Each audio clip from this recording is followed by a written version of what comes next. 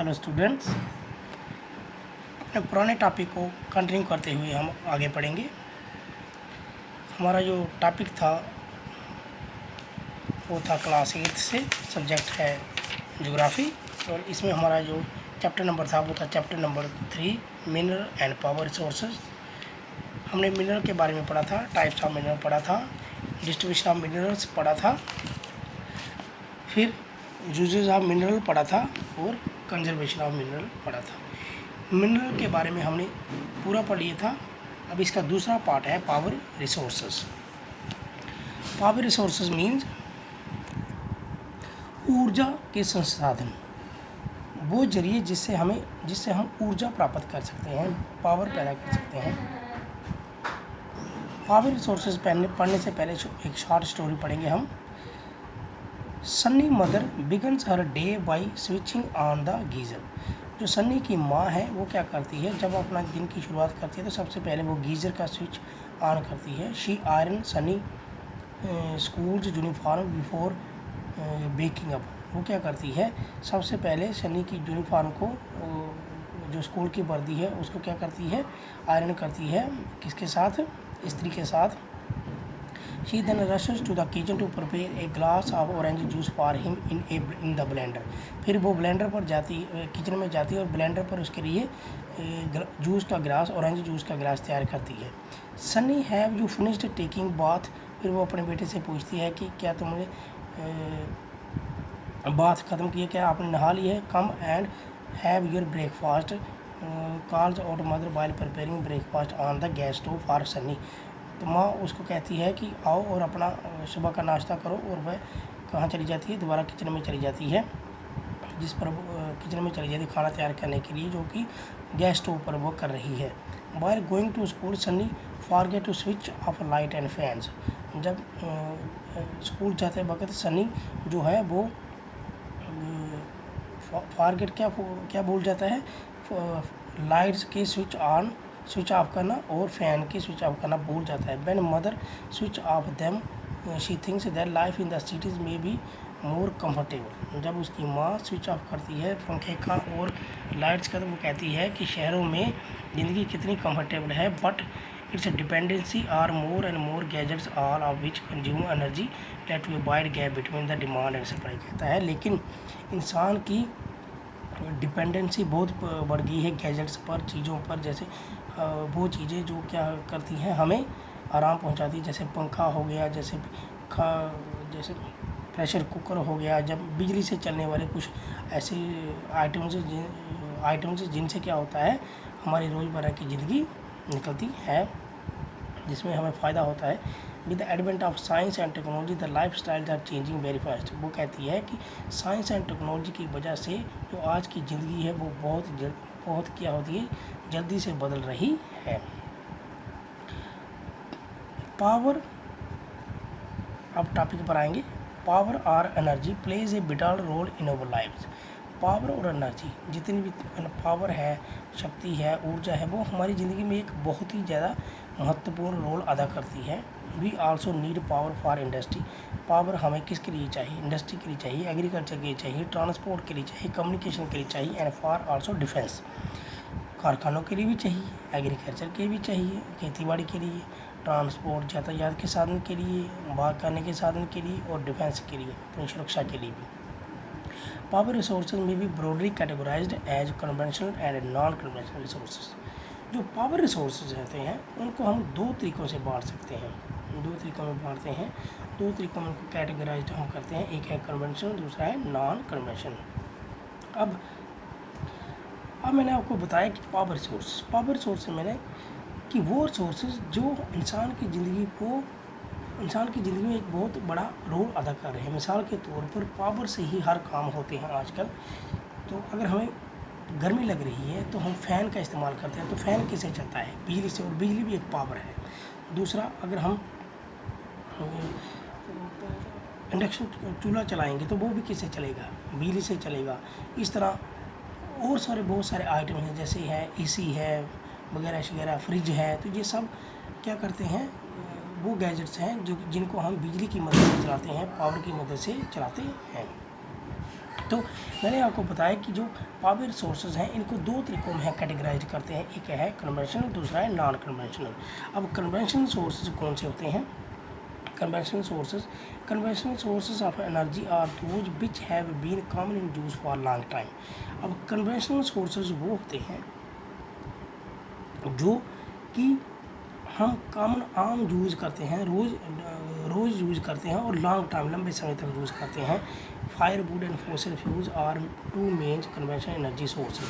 अब कुछ power resources ऐसे भी हैं जो बिजली के बिना नहीं चलते लेकिन फिर भी वो अपनी पावर पैदा करते हैं। यानी कुछ पावर रिसोर्सेज ऐसे हैं जो खाली बिजली ही या यही पावर रिसोर्सेज नहीं है, और भी बहुत सारे तरीके हैं जिससे पावर को जनरेट किया जा सकता है। तो वो क्या है? वो भी कन्वेंशनल सोर्सेज में आते हैं, जैसे कि फायरवुड एंड फॉसिल फ्यूल्स। ये भी पावर पैदा करते हैं, ये भी पावर रिसोर्सेज कहलाते हैं। फायरवुड एंड फॉसिल फ्यूल्स और two main conventional energy sources, इनको भी कन्वेंशनल एनर्जी सोर्सेज कहा जाता है। फायरवुड हो गया सबसे पहले, इसको हम कहते हैं जलाने वाली लकड़ी। It is widely used for cooking and heating. ज़्यादातर इसका जो इस्तेमाल होता है कुकिंग के लिए, खाना पकाने के लिए और गर्मी करने के लिए होता है। इन over country more than 50% of energy use by villages comes out from firewood. कहता है हमारे मुल्क में क्या होता है, जितने भी गांव हैं उसमें 50% ज़्यादा जो एनर्जी इस्तेमाल होती है वो फायरवुड से ही ली जाती है। फायरवुड का इस्तेमाल करके एनर्जी पैदा की जा सकती। Remains of plants and animals which were buried under the earth for millions of years got converted by the heat and pressure into fossil fuel। कहता है कि रिमेन्स ऑफ जो जानवर मर जाते हैं, जब प्लांट्स जो डेड हो जाते हैं वो जब ज़मीन पर पड़े रहते हैं, बरीड हो जाते हैं ज़मीन के अंदर, तो उनको लाखों साल लग जाते हैं ज़मीन के अंदर।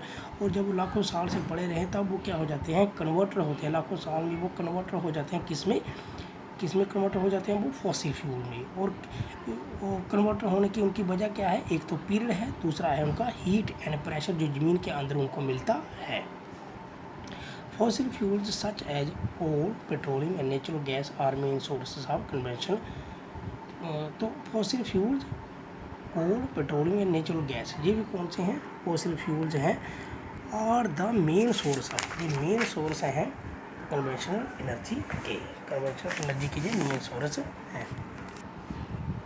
The reserves of these minerals are limited. अगर जो मिनरल्स हैं इनका जो रिजर्व है वो बहुत ही लिमिटेड है, बहुत ही कम मात्रा में हमारे पास है। At the rate of growing world population is consuming them is far greater than the rate of the formation. कहता है इतनी जल्दी ये बनते नहीं, इतनी जल्दी इनकी फॉर्मेशन नहीं होती है, इसको बढ़ने में टाइम लग जाता है। लेकिन जिस तरह दुनिया इसका खर्च कर रही है, जिस तरह बढ़ती हुई आबादी इनका इस्तेमाल कर रही है, तो ये सोर्स क्या हो रहे हैं? कम हो रहे हैं, ख़त्म हो रहे हैं। तो सबसे पहला जो फॉसिल फ्यूल कौन सा है? कोल भी एक रिसोर्सेज है जिससे हम पावर जनरेट कर सकते हैं। This is the most abundantly found fossil fuel, जो सबसे ज़्यादा एबडेंटली फाउंड फॉसिल फ्यूल है। It is used as a domestic fuel, इसको हम डोमेस्टिक तौर पर भी इस्तेमाल करते हैं। In industry such as iron and steel, steam engine and to generate electricity. अब इसका किस और कहाँ इस्तेमाल कर सकते हैं हम? इंडस्ट्री में। अब कौन सी इंडस्ट्री में? आयरन एंड स्टील इंडस्ट्री में। स्टीम इंजन को भी इससे चलाया जा सकता है एंड टू जनरेट इलेक्ट्रिसिटी। और अगर हमें इलेक्ट्रिसिटी बनानी है, बिजली बनानी है, तो तब भी ये काम आता है। कोयला, electricity from coal is called. अब जो इलेक्ट्रिसिटी, जो बिजली हम कोल से तैयार करते हैं, कोयले से तैयार करते हैं, उसको थर्मल पावर कहते हैं। The coal which are using today was formed million of years when great falls and swamps are buried under the layers of earth. वो कहता है कि जो कोल है, जो कोल बनता है, इसको ज़मीन के अंदर बनने में लाखों साल लग जाते हैं इसकी फॉर्मेशन में। Coal is therefore refer to as buried sunshine. तभी इसको क्या कहा जाता है? Buried sunshine. Buried sunshine mean दबी हुई चमक। सनशाइन मीन ऐसी चमक जो दबी हुई, लाखों साल दबी रही, और उससे हमें क्या मिलती है? एक एनर्जी मिलती है, एक पावर रिसोर्स है। The leading coal producer of the world are China, USA, Germany, Russia, South Africa and France. कहता है कि सबसे ज़्यादा जो कोयला पाया जाता है, जब प्रोड्यूसर जो है कोयले के दुनिया में, वो कौन से हैं? China, USA, Germany, Russia and south America. The core producing area of India, अगर हम अपने हिंदुस्तान की बात करेंगे तो ये कहाँ हमें मिलते हैं? रानीगंज, जाहरिया, धनबाद और बाकरो, झारखंड में। दूसरा है जो पावर रिसोर्सेज हैं, जो फॉसिल फ्यूल है, petrol. The petrol that keeps our car are running as well as oil are keeps your cycle screen both are begin as a quick black liquid called petrol. कहता है ये जो black liquid called, ये black liquid है जिससे हम अपनी गाड़ियाँ चलाते हैं, हम साइकिलों को चलाते हैं, हम और तरह के मोटरसाइकिल वगैरह चलाते हैं, बड़ी बड़ी गाड़ियाँ चलाते हैं, तो इसको हम क्या कहते हैं? लिक्विड ब्लैक किस्म का होता है जिसका नाम है petrol. It is found between the layer of rock and drilled from the oil field located in offshore and coastal area। तो क्या कहते हैं कि कोस्टल एरिया में हम इसको क्या करते हैं? ड्रिल करके, रॉक लेयर में से ड्रिल करके इनको निकाला जाता है।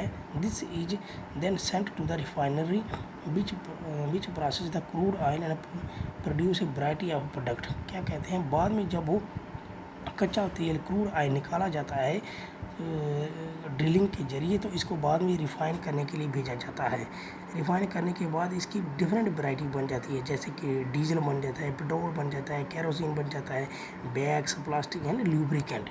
इसकी कितनी डिफरेंट अलग अलग वैरायटी इसकी बन जाती है। Petroleum and its derivatives are called black gold. Petroleum को एक नाम दिया गया है जिसका नाम है ब्लैक गोल्ड, यानी कि काला सोना। They are very valuable. The chief of petroleum producing countries are, सबसे ज़्यादा पेट्रोल कहाँ पाया जाता है? वो है ईरान, इराक, सऊदी अरबिया और कटार में। यहाँ सबसे ज़्यादा पेट्रोलियम निकाला जाता है और पाया भी जाता है। द मेजर प्रोड्यूसर कौन है इसके? USA, Russia, Venezuela and Algeria. The leading producer in India, और हिंदुस्तान में जो सबसे जगह कहाँ इसको पाया जाता है, कहाँ इसका प्रोड्यूस किया जाता है? हिंदुस्तान में और Digboi in Assam, Bombay and the delta of Krishna and Godavari rivers. Hindustan में इन जगहों पर पाया जाता है। अगला पॉइंट हम पढ़ेंगे नेचुरल गैस।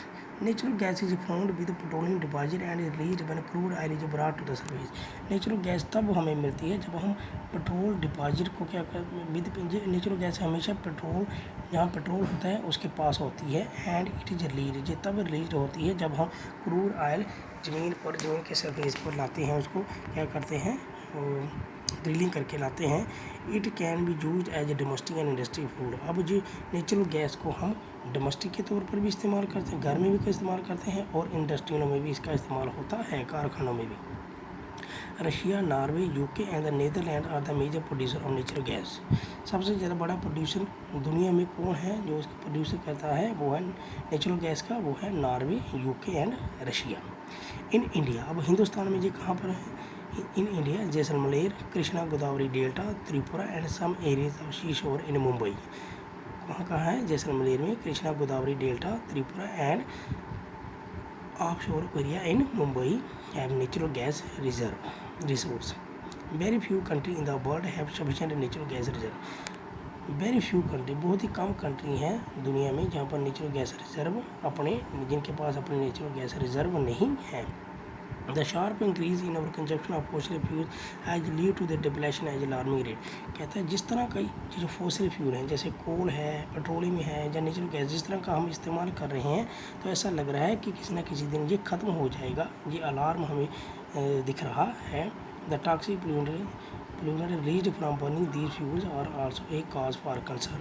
अब जो कहता है जो टॉक्सिक पोल्यूटेंट, जो ख़तरनाक पोल्यूटेंट है, पोल्यूशन जिससे पैदा होता है, वो इनसे जब निकलते हैं, इनके जलने पर, इन तीनों के जलने पर, कोयले के, नेचुरल गैस और पेट्रोलियम के, वो भी एक खतरे की घंटी है हमारे लिए। तो this has lead to tapping of various. तो सबसे पहले एक तो है कि ये जो फॉसिल फ्यूल हैं ये ख़त्म हो रहे हैं, तो हमें इनको क्या करना चाहिए? बचाना चाहिए, कोशिश करनी चाहिए इनको बचाने की चाहिए। अगर हम इनको अंधाधुंध यूज़ करते रहे तो इसका मतलब ये हो कि जैसे पानी की टूटी को हमने चला दिया, पानी की टूटी को खुला छोड़ दिया, तो पानी बहता रहा, बाद में पानी ख़त्म हो जाता है और ड्राई हो जाता है। Non commercial source of energy और क्लीनर और अल्टीमेट फॉसिल फ्यूल, और ये वो फॉसिल फ्यूल्स हैं जो हमारी ज़िंदगी में बहुत बड़ा रोल अदा करते हैं। डियर स्टूडेंट, आज हमने पढ़ा पावर रिसोर्सेज में। पावर रिसोर्सेज में हमने पढ़ा कन्वेंशनल सोर्स ऑफ एनर्जी।